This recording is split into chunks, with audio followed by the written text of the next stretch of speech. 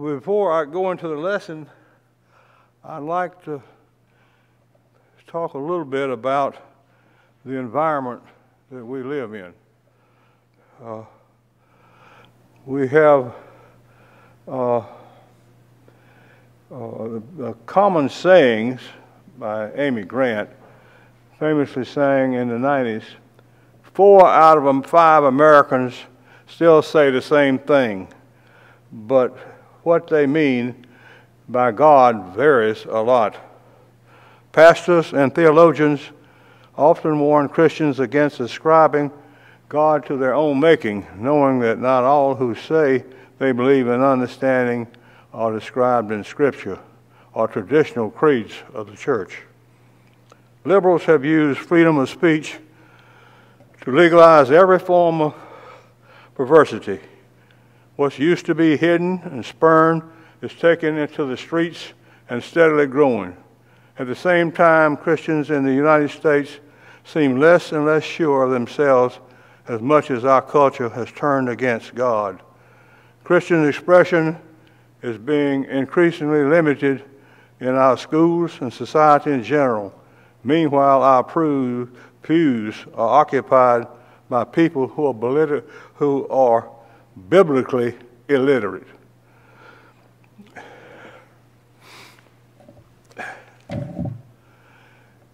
Moses, again, we will be talking about Moses, and he has made some mighty audacious requests in his time. Audacious in the sense that of us who flunked English 102, that it is a showing of willingness to talk about bold risk. That's a good thing. Showing an impotent lack of respect, and that may be a negative thing. So we can look as we go through what Moses said and prayed for, have in mind that they were different opinions. Our plans often change. Sometimes it's because the circumstances change. We arrange vacation plans because of sickness in the family, hurricane threats, other things do. We are changing ourselves a lot. One thing, though, we must always keep in mind that the Lord does not change. He knows all about the plan forever, and He will go as He straightforward. Starting with Exodus 33 and 12, and Moses said unto the Lord, See thou sayest unto me, Bring up this people, for thou hast not let me know whom thou wilt send with me. Yet thou hast saying, I know thee by name, and thou hast also found grace in my sight.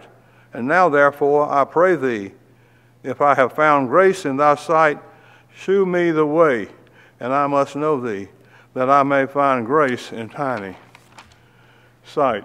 Consider that this nation is thy people. And he said, My presence shall go with the Lord. This is said, The presence shall go with thee, and I will give thee rest. Moses' request, starting again in 33:12, says, I have dealt with people's idolatry at Sinai. The Lord told Moses to take them up to the land he had promised to Abraham, Isaac, Jacob, and their descendants. However, the Lord warned that because of the nation's stubborn sinfulness, he would not go with it in the midst of them. He might destroy them. The people responded by demonstrating a repentant attitude, as we shall see. The Lord agreed to go with them in response to Moses' prayer. Exodus 33:7 through 11 describes a tabernacle or tent. And this is a tent that Moses erected outside the camp itself, and it was used by him where he communicated with the Lord, and he spoke to him through a pillar of clouds, as he did on the top of the mountain. And we know about that in the Bible because Moses met with the Lord often to see his petitions in verses 12 and 24. Moses knew that the Lord had called him to lead this people, yet promised his persistence and directions had made the people his own. Because of the idolatrous rebellion, it seems Moses needed assurance from that God's plan for his people was still in effect. Although the Lord had given assurance that he would give the promised land to Israel, Moses was concerned because he had indicated he would not be in their midst. Moses' initial request centered on whether he actually would be going with him. He noted that the Lord told him to take the people up to the promised land. He also stated, "Thou hast not let me know whom thou wilt send with me." And the Lord said, instead of accompanying them myself, he would send an angel to drive before them to drive out the inhabitants of Canaan. Apparently this was not an angel of his presence. If you look that up in the Bible, it says, but possibly some other angelic being. And it is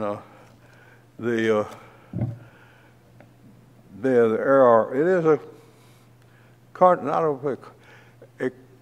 lot of different opinions as to who that angel was, stretching all the way from Jesus Christ to other messengers and so forth.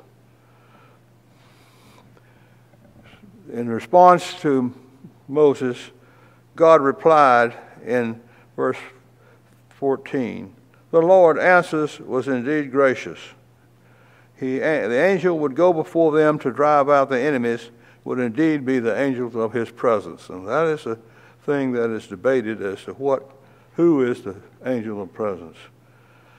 Could he be the second person in the Trinity? Of course, would be Christ. And Moses said, and he said to him, "If thy presence go not with me, carry us not up hence.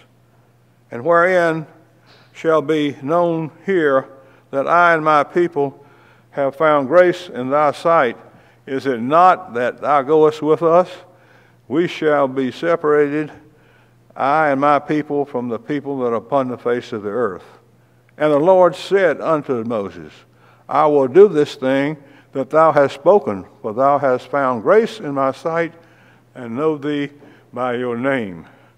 Moses' request, the Lord promised presence from his people, initiated another request from Moses. "If thy presence go not with me, carry us not up hence." It may appear to express doubt and sound demanding. However, Moses was not pleading with God to do what he had already promised, but rather was seeking confirmation from God as to the fact that the Jews were still God's chosen people, distinct from all others. Moses understood that God's presence and favor were manifest outward in the world. By the time they had endured the 10 plagues, the Egyptians were already convinced of the Lord. But through all of the different plagues that was descended on them. Moses understood from the past experiences, he had a choir of several thousands of renegades, the kinds of challenges that lay ahead. Only if the Lord manifests this power in and through Israel would his reputation be preserved and his people be encouraged to continue toward the land of promise. We might find it easy to fault Moses for seeking confirmation of God's promise, but we must understand the situation. He was leading a people who repeatedly challenged both his leadership and the Lord himself. These were people, own estimation, God called them the stiff-necked people. We can certainly grasp that Moses sought reassurance from the Lord, but was this wrong? he must not miss the fact that the Lord did not rebuke Moses for his request, but graciously answered him. In fact, it appeared the Lord invited his petitions and was pleased to grant them. Prayer is a reflection of one's relationship with the Lord. Moses' relationships with the Lord was like that of a friend to friend. When we know God walked by faith, he lived in purity before him. We can speak to him intimately without fear of rebuke or rejection. This does not mean all our requests will be granted, but it does mean that we come honestly before him, even when our weaknesses and doubts, and know that he welcomes us into his presence. The Lord again answered Moses affirmatively. He promised to do exactly what his servant had requested. He would indeed go with Moses and his people and manifest his power and guidance. The basis for granting this request was that Moses had found grace in his sight and the Lord knew him by name. Moses' plea earlier on the basis of the same too. Now the Lord assured him that he was still the recipient of his grace and he knew Moses by name.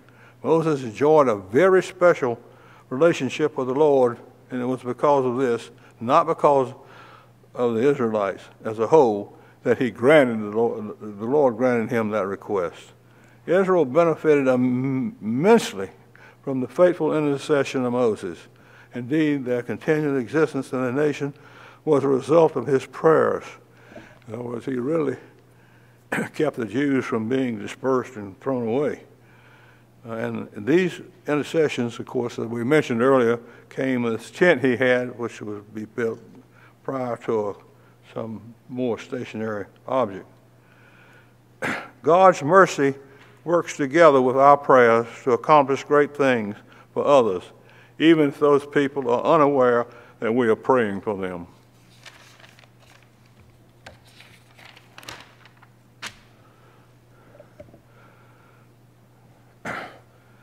And he said, Moses, I beseech thee, shew me thy glory.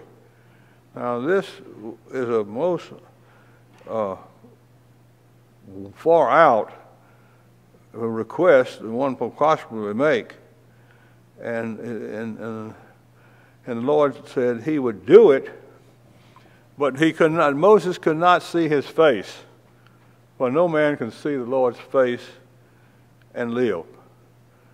And of course, it's a penance, but if you want to compare that to taking a look directly into the sun, especially if we have an eclipse or something and you got a telescope and look through there, you know, it easily destroys one's vision.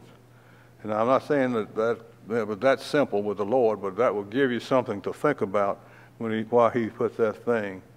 And the Lord said he put Moses on a rock, and then he would stand and go by Moses. And there was a cleft in the mountain, and the cleft was a kind of indentation there where he could put Moses so his face would not be seen and Moses would not be killed. And he asked God to show him that glory, and God did so with those conditions.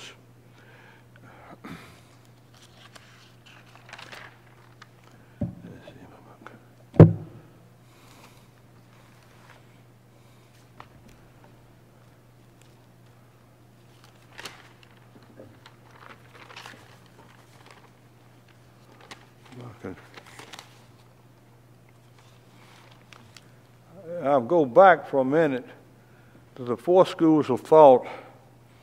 A special angel, that the angel that God was going to send with the Jews was a special angel, messenger, heavenly being who acted as God.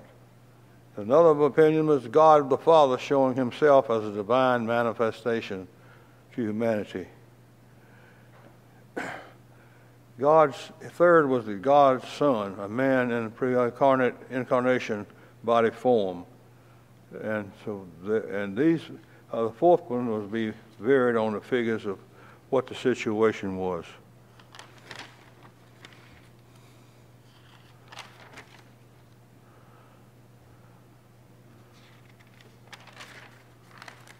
Let me see.